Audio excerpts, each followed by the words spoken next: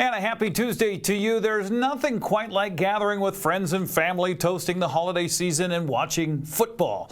Well, there are 9 college bowl games between now and Friday night. Started off with the Hawaii Bowl between South Florida and San Jose State tonight. That's on ESPN. They take a break on Christmas tomorrow, then start Thursday morning at 11 with Pittsburgh and Toledo in the Game Above Sports Bowl. I know most of these you've never heard of. That's followed by the Rutgers and Kansas State in the Rate Bowl. Cap it off with the 68 Ventures Bowl between Arkansas State and Bowling Green. These are all on ESPN. Friday kicks off at 9 a.m. with Oklahoma and Navy in the Lockheed Martin Armed Forces Bowl. Then Georgia Tech and Vanderbilt face off in the Birmingham Bowl at 12:30. AutoZone Liberty Bell kicks off at Liberty Bowl. I think it's Liberty Bowl. Yeah, that's what it is. That kicks off at 4 o'clock between Texas Tech and Arkansas. Friday night's finale features USC and Texas A&M in the SRS Distribution Las Vegas Bowl. Oh, goodness. The only non-ESPN telecast features Washington State and Syracuse in the DirecTV Holiday Bowl Friday night. It kicks off at 5 o'clock. You'd think it'd be on DirecTV.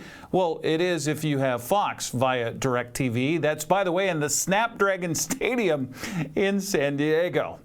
It's interesting. Seahawks face a must-win game Thursday in Chicago against the Bears. Seattle kicks off at the Soldier Field, I should say, 5:15. That's on Prime Video. Seahawks need help from the Cardinals Saturday when Arizona visits L.A. to take on the Rams. That kicks off at 5:10 on the NFL Network. San Francisco wraps up the weekend at home on Monday Night Football against the Lions. Seattle needs to win out and have Arizona beat L.A. in order to reach the playoffs by winning the NFC West.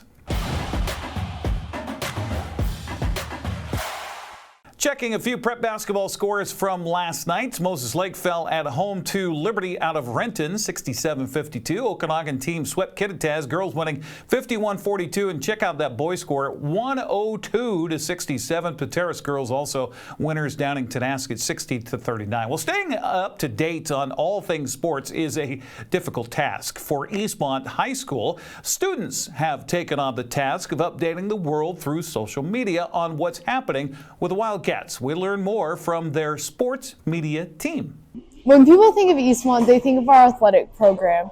The head of our athletic program is Russ Waterman, and he's in charge of everything athletics. However, people think that his main job is to promote our athletic programs on social media.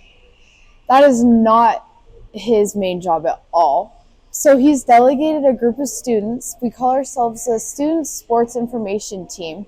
And together we put together posts on social media that help promote our sports programs and show like what the scores are for the games, who's doing well, and when their next games will be. So this is Gipper. This is what we use to make all of our posts for game days. We could also use it on our phones. So if we're at games and we're trying to post in-game updates, we could use it on our phones and we can update the scores as well. And so basically we find a template and we click the template and we find a picture of a soccer player in action shot or a team photo, and we put it in there. You just have to click media from browse gallery, and we have like a bunch of pictures, headshots of everyone. And like game day shots. And then we also just like, we could shuffle the colors of everything. We could change the text, change the dates, everything. And when we're all done, we just hit publish and it'll go out to all the social medias. The Eastmont Sports Media Team is a group of 6 students who help out, cover the sports, and post about it. So we cover the Twitter account, the Instagram and Facebook accounts, and we kind of just post like an extension of Mr. Waterman. He, in the past, has covered all those socials, and he still does. He helps us out a ton, which appreciate him for that. But kind of an extension. There's only one person. With now having 6 people, we're able to go and reach out and cover all those sports and provide some more light and appreciation to those sports. What are some things that we might find on those posts on these different social media platforms? Yeah, so what you could find is interviews, score updates, videos of just the online game that's going on, We also kind of just have descriptions in our captions and stuff explaining how the game is, the situation, and that sort of stuff. Nice. Yeah. So, what is your favorite aspect of this Eastmont Sports Media team? My favorite aspect, I'd probably say my favorite aspect is just being able to see what goes on behind the scenes of all the sports. I mean, me personally, I play baseball, but all I see is behind the scenes for baseball. So it's nice being able to be on the sideline for football or soccer and see kind of how the coaches coach, how the players interact with each other. And it's just being able to see the backside of a sport that I don't usually be able to see. I'm here with Jalen Connor of the Eastmont Sports Media team. Jay, why'd you join the Eastmont Sports Media team? I joined because I thought it'd be a good opportunity to get out, get known more. I really enjoy sports, so being at all the events was really fun. Being on the sideline is really fun. I'm also in sports med, so just kind of worked out. So I'm down there already. I can already contribute to the team, helps out Waterman a lot, just overall, so he can focus on other things.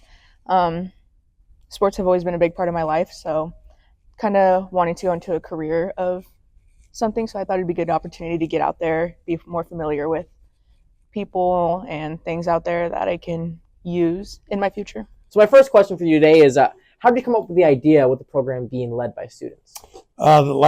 Last year when I went to the National Athletic Directors Conference down in Orlando, there was a breakout session about social media, and Lakeland High School in Lakeland, Florida had done this with a former student that led it up, and they just kind of launched it where they were doing everything on Instagram and Facebook and Snapchat and all the things they could do to get their message out. And so in talking with them, I said, wow, what a great idea to bring back here.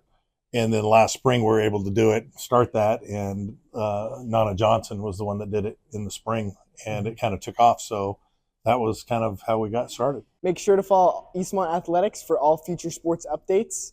Make it a great day. Thank you and Merry Christmas to you and yours. May what's in your heart overwhelm what may or may not be under your tree. We'll see you again next week.